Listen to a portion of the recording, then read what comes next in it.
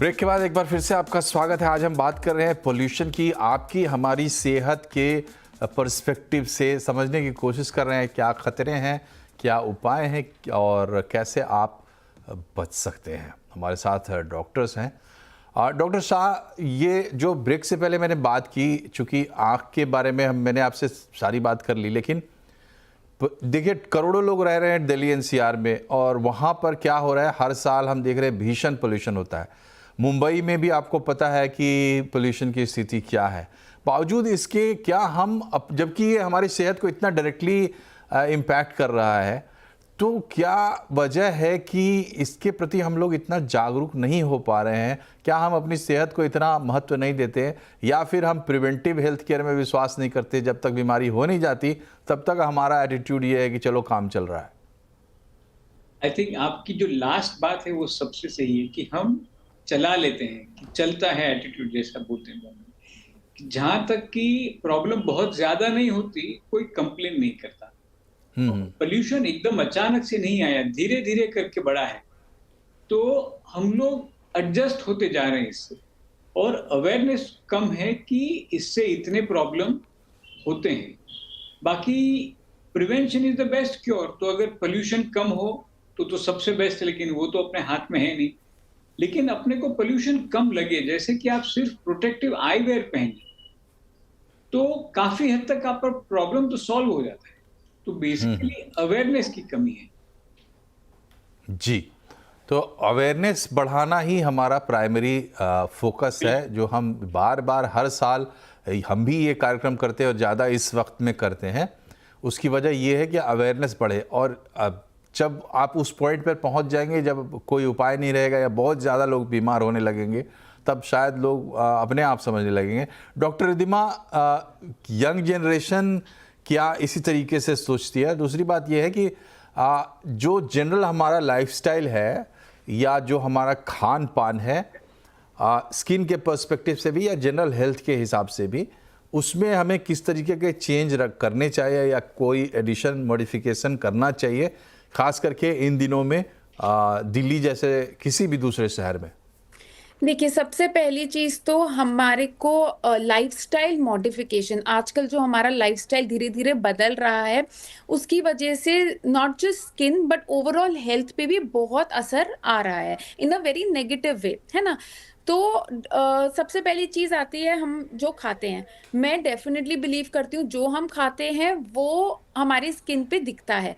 तो हमारे को हेल्दी ईटिंग सबसे ऊपर रखनी चाहिए। दूसरी चीज़ है जो हम नेग्लेक्ट करते हैं, जो मैं भी देखती हूँ अक्सर पेशेंट्स में, वो है वाटर ड्रिंकिंग। मतलब 2 से 3 ग्लास लोगों को लगता है बहुत है, लेकिन हमारे को at least 8 to 12 glasses of water per day पीना चाहिए। हमारे को हाइड्रेशन बहुत ज़रूरी है, स्पेशली पॉल्यूशन, जब हमारा माहौल इतना पॉल्यूटेंट से भरा हुआ है जो हमारी स्किन को इतना डिहाइड्रेट करता है, तो एटलीस्ट हम वाटर इनटेक अपना हमें बढ़ाना चाहिए। तीसरी चीज़ आती है हमारे को डेफिनेटली प्रोटेक्शन बहुत इम्पोर्टेंट है। सिंस हम लोग पोल्यूशन के बारे में ज़्यादा कुछ नहीं कर पा रहे हैं, ज़्यादा अवेयरनेस इतनी अभी जागरूकता नहीं हुई है उस चीज़ की, लेकिन हमारे को प्रिवेंट करना, उसको प्रोटेक्ट करना बहुत ज़रूरी हो जाता है। And not just skin but even hair, अपने नेल्स को भी, हर एक बॉडी पार्ट को हमारे को प्रोटेक्ट करना बहुत ज़रूरी हो गया है, not just in Delhi but overall. And since global warming भी इतनी बढ़ रही है, अगर आप देखो तो डेफिनेटली हमारे को यूवी रेज भी ज़्यादा लगती हैं, पोल्यूशन तो बढ़ ही रहा है, सो जी हमारे को जी प्रोटेक्ट करना बहुत ज़रूरी है। जी।